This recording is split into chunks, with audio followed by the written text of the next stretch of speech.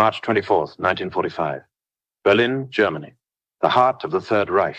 Captain Roscoe Brown was flying his P-51 Mustang at 30,000 feet over Berlin when he spotted something that shouldn't exist, a German Me-262 jet fighter. The Me-262 was the world's first operational jet aircraft. It flew 100-plus mph, faster than any Allied fighter. It was supposed to be untouchable so fast that conventional fighters couldn't catch it, couldn't fight it, couldn't kill it. But Roscoe Brown wasn't flying a conventional fighter. He was flying a red-tailed P-51 Mustang. And he wasn't a conventional pilot. He was a Tuskegee Airman. Brown pushed his throttles to maximum, dove to build speed, and went after the jet. The German pilot saw him coming and tried to outrun him easy for a jet against a propeller plane, except Brown anticipated the escape route, cut the angle, closed the distance. At 500 yards, Brown opened fire. His 6.50 caliber machine guns ripped into the Me-262. The jet exploded. First kill of the day. Minutes later, Lieutenant Earl Lane spotted another Me-262. Same situation, jet trying to escape. Lane chased it down, maneuvered perfectly, fired, second jet destroyed. And Lieutenant Charles Brantley found a third Me-262 on his tail. The tables turned, the hunter becoming hunted. Brantley outflew the jet, reversed position, and shot it down. 3 Me-262 jets destroyed in one day by one squadron of Tuskegee Airmen. The Germans called them Schwarze Vogelmenschen black Birdmen. They feared them. They respected them. But back in America, these same pilots couldn't eat in most restaurants, couldn't stay in most hotels, were denied basic rights because of the color of their skin. This is day 7 of 100 days of WWII heroes. This isn't just one hero's story, it's the story of 992 African-American pilots who fought 2 wars simultaneously. One war in the sky over Europe against the Luftwaffe. One war on the ground in America against segregation, prejudice, and racism. They won both. The experiment that wasn't supposed to work. 1940, the racist assumption. In 1940, the U.S. Army Air Corps, predecessor to Air Force, did not accept African-American pilots. The official position was based on a racist study that concluded Negroes do not possess the intelligence, coordination, or courage necessary for military aviation. This wasn't just prejudice. This was official military policy backed by fake science. The pressure mounts. African-American leaders and civil rights organizations pushed back. NAACP demanded equal opportunity. Black newspapers campaigned for pilot training. African-American civic groups applied political pressure. Some sympathetic politicians supported the cause. The Civilian Pilot Training Program, CPTP. In 1939, Congress created the CPTP to build a pool of trained pilots for coming war. Civilian flight schools received government funding, taught basic flying skills, created thousands of potential military pilots. Some historically black colleges participated. Tuskegee Institute in Alabama, Howard University in Washington, D.C. Others, this proved African Americans could learn to fly, undermining the racist intelligence argument. January 1941, the experiment begins under political pressure. The War Department announced creation of all-black flying unit, 99th Pursuit Squadron, later Fighter Squadron, training at Tuskegee Army Airfield, Alabama, segregated training, separate from white pilots, viewed as experiment to see if blacks could fly combat. Why Tuskegee? Tuskegee Institute was chosen because already had CPTP flight program, historically black college located in Deep South, segregated anyway. Could keep program isolated from white trainees politically. It looked like progress while maintaining segregation. The irony, training African-American pilots to fight for freedom and democracy in segregated facilities in Jim Crow, Alabama, where they had no civil rights. The first class, 1941. Class 42C, March or November, 1942. The first class of Tuskegee pilot candidates included 13 men. Captain Benjamin O. Davis, Jr., son of Army's first black general, West Point graduate, only black cadet in his class, endured 4 years of silence. Classmates refused to speak to him. Lemuel Custis, Charles DeBow, Mac Ross, George Roberts college graduates already had CPTP training, and others each carefully selected, knowing they carried the weight of an entire race on their shoulders. The training, primary flight training, basic flying, monocoupe and steerman trainers, basic maneuvers, takeoffs, landing, ground school, navigation, meteorology, aircraft systems, physical training, basic flight training, intermediate, BT-13 Valiant trainers, formation, flying, navigation, more complex maneuvers, advanced flight training, fighter tactics, AT-6, Texan trainers, combat maneuvers, gunnery training, fighter tactics, the pressure. Every black pilot cadet knew, if they failed, it would prove blacks couldn't fly. The entire program could be canceled. They represented their race. Perfection was required, not just competence. One Tuskegee pilot later said, "We weren't just training to be pilots. We were training to prove our humanity." March 7, 1942, first graduation. 5 men graduated.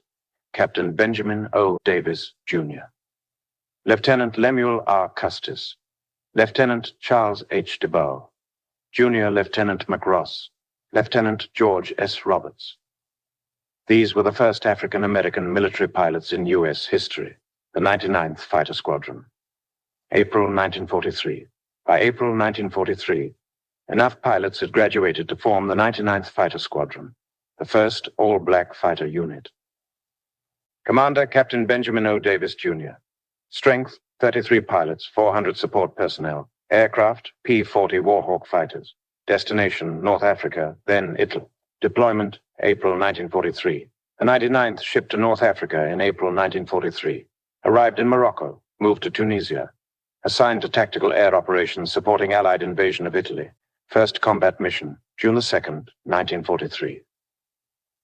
The 99th flew its first combat mission on June 2, 1943, a dive bombing attack against Pantelleria Island. No aerial combat, no losses, successful mission. But no kills yet. July 2, 1943. First aerial victory. The mission, escort bombers attacking Sicily. The contact, German fighters intercepted. The result, Lieutenant Charles B. Hall shot down a German February 190 fighter.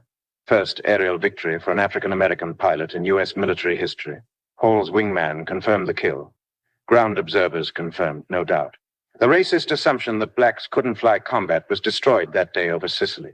The skepticism continues. Despite combat success, the 99th faced constant scrutiny. September 1943. The report. Colonel William Momia, white officer, submitted report claiming 99th Fighter Squadron was ineffective. Black pilots lacked aggressiveness. Recommended disbanding unit. The reality. The 99th's record was actually better than comparable white squadrons at same stage. Similar kill ratios, similar loss rates, successfully completed all missions. Momia's report was based on racism, not facts.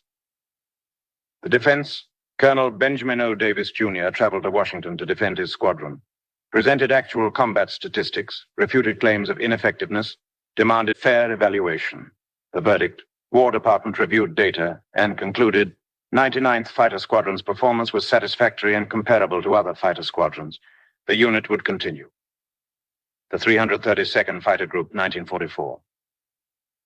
By 1944, enough Tuskegee pilots had graduated to form additional squadrons. The 332nd Fighter Group consisted of 99th Fighter Squadron, original, 100th Fighter Squadron, NU, 301st Fighter Squadron, NU, 302nd Fighter Squadron, ARM-NU.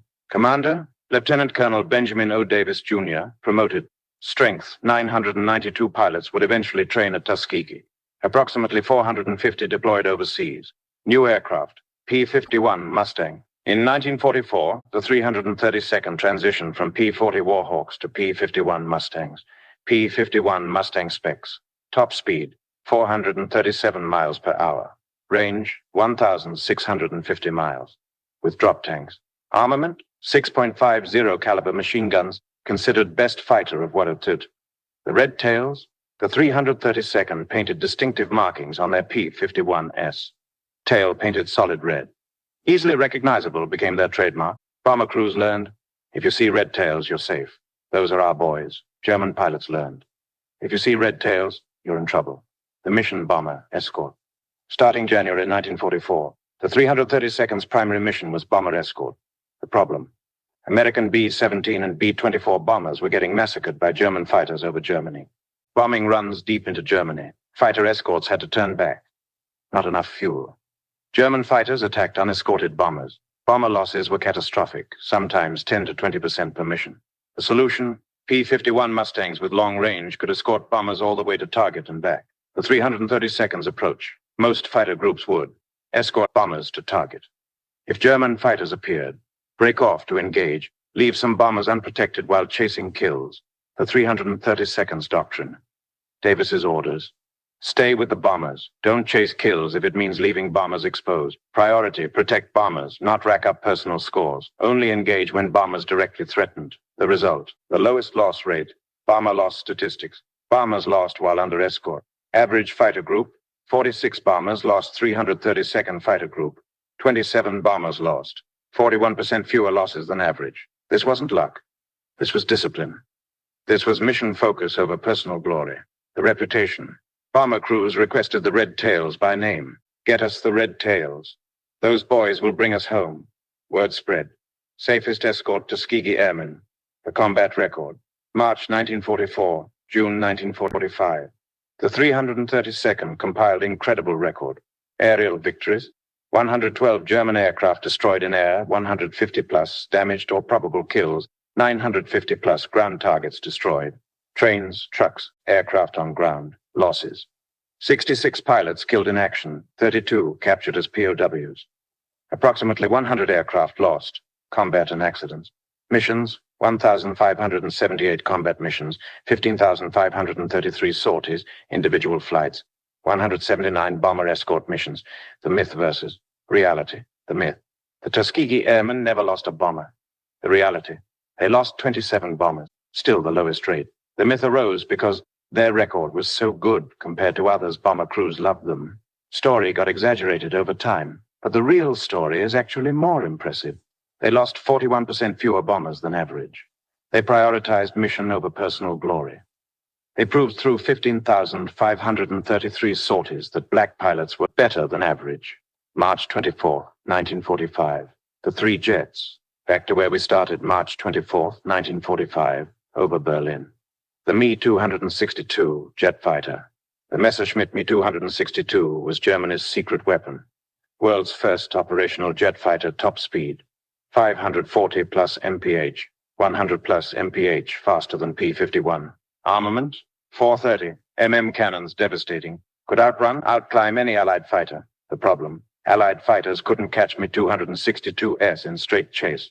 The jets were too fast. The solution, anticipate where jet will go. Cut the angle. Catch it during takeoff, landing, when slow.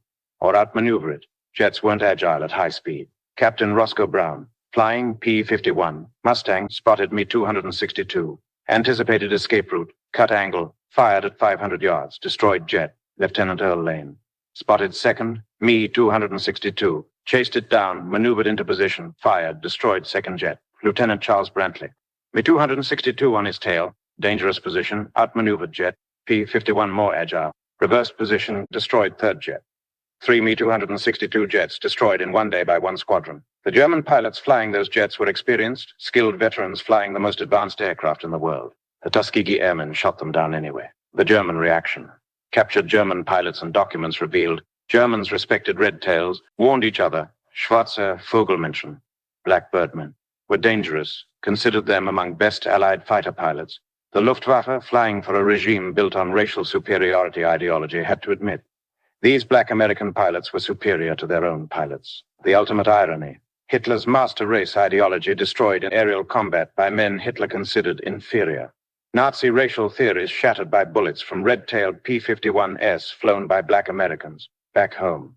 The reality, while Tuskegee Airmen were shooting down jets over Berlin, protecting American bombers, proving their excellence back in America, their families lived in segregated neighborhoods, couldn't vote in many states, faced Jim Crow laws, denied service in restaurants, hotels subjected to violence and intimidation.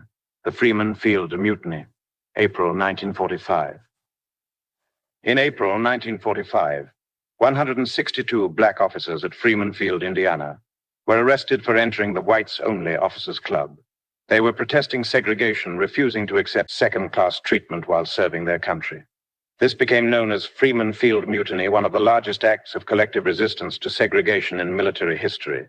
The message, black servicemen were saying, we're good enough to die for this country.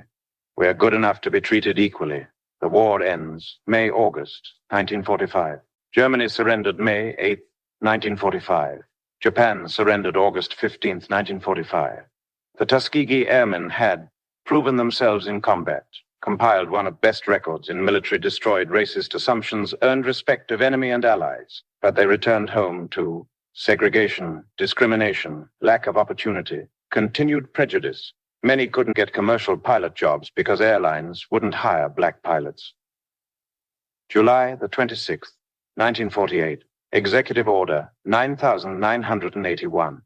President Harry Truman signed Executive Order 9981.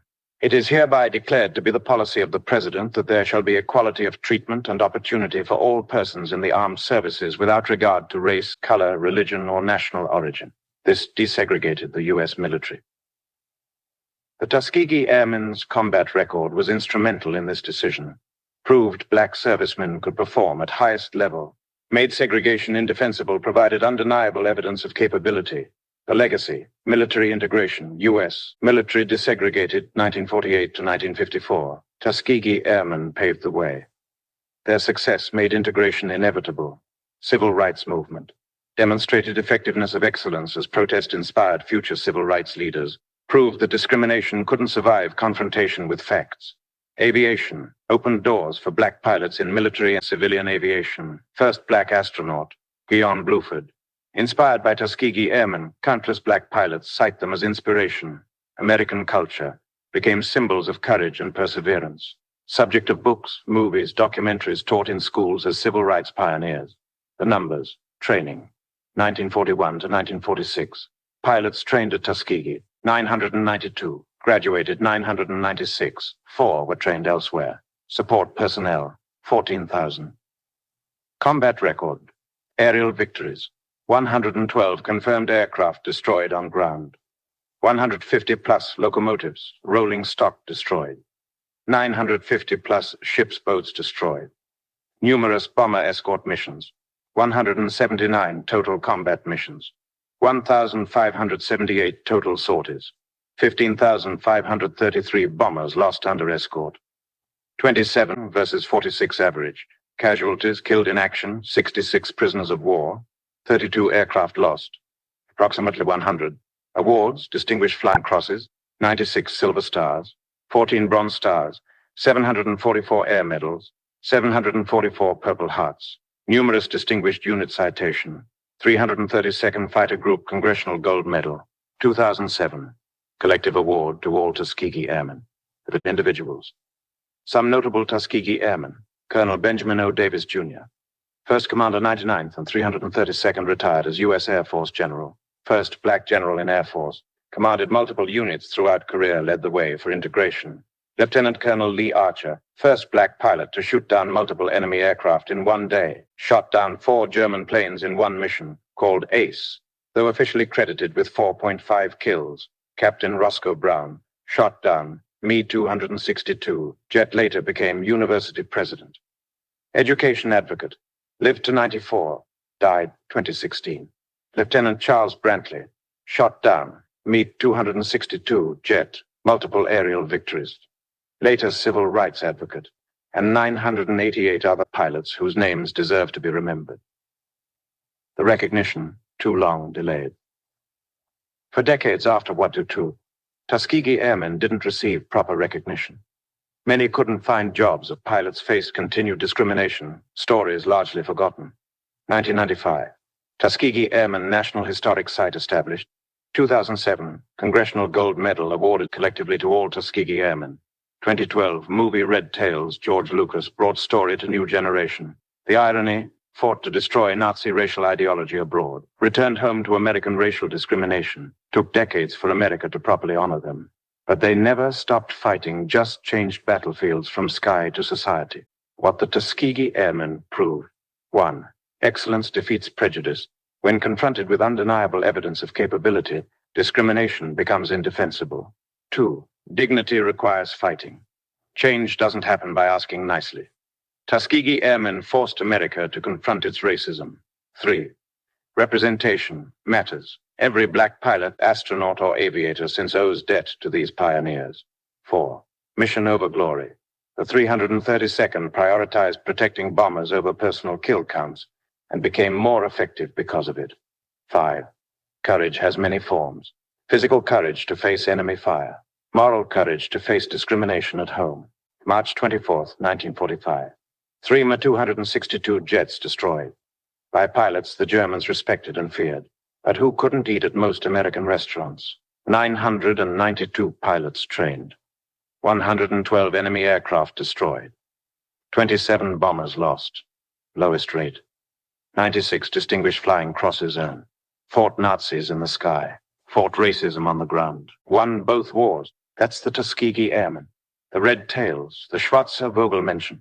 The men who proved that excellence knows no color. They didn't just open doors for future black aviators. They kicked those doors down, flew through them at 400 miles per hour, and destroyed every argument against equality. From segregated training in Jim Crow, Alabama, to shooting down jets over Berlin. From Negroes can't fly to get us the red tails, they'll bring us home. That's not just military history, that's American history. That's the story of how 992 pilots changed a nation.